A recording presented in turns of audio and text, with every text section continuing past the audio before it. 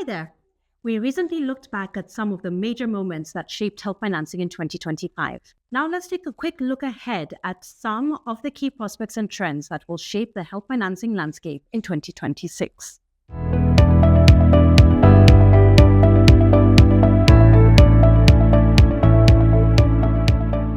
Development assistance for health or health aid is expected to keep dropping, affecting 80% of low-income countries and 40% of lower middle-income countries by 2030.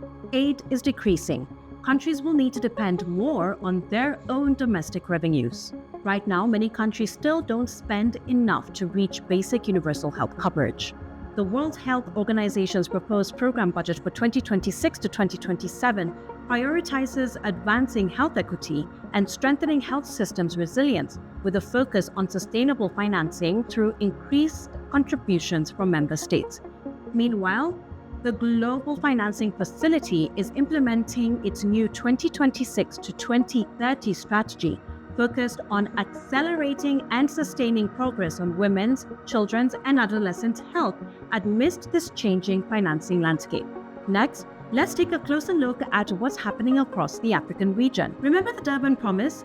Many of the prospects of Africa's health financing in 2026 are expected to follow the same themes that came out of the CPHIA 2025 discussions, pushing self-reliance through diversified domestic funding, such as taxes, PFM reforms, enhanced AU and Africa CDC leadership, and blended finance to unlock capital for infrastructure, digital health, and local production, aiming for 50% domestic budget financing by 2030.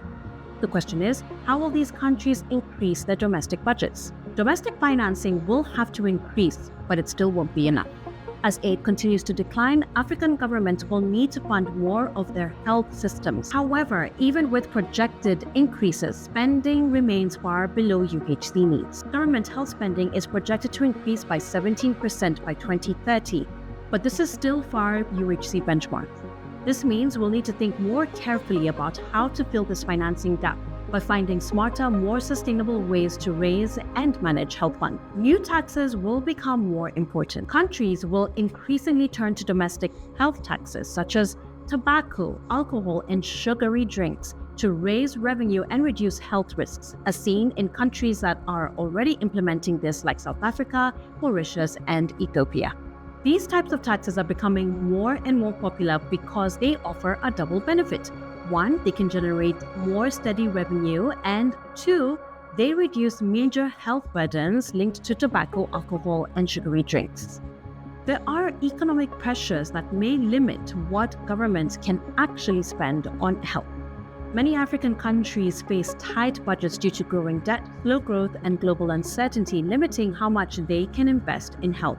Today, over 2/3 of low-income countries, that includes at least 22 African countries, are already in debt distress or are at high risk of it. Africa's public debt has nearly doubled in a decade, from 30% of GDP in 2013 to almost 60% in 2024. This means a lot more revenue is being used to pay interest payments. This is revenue that could otherwise go to essential services like health.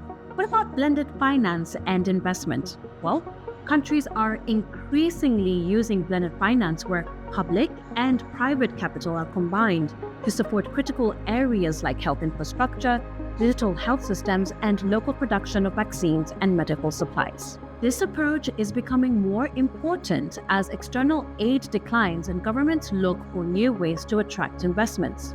Africa CDC is also tracking progress across the continent through its health financing scorecard to monitor how countries are scaling these investments and what impact they have. In conclusion, these are not all the prospects, but they highlight some of the key shifts shaping health financing across Africa in 2026. But now, it's your turn. What do you think are some of the most important things to watch out for, and what might they mean for the future of health financing across the continent? Drop your comments below.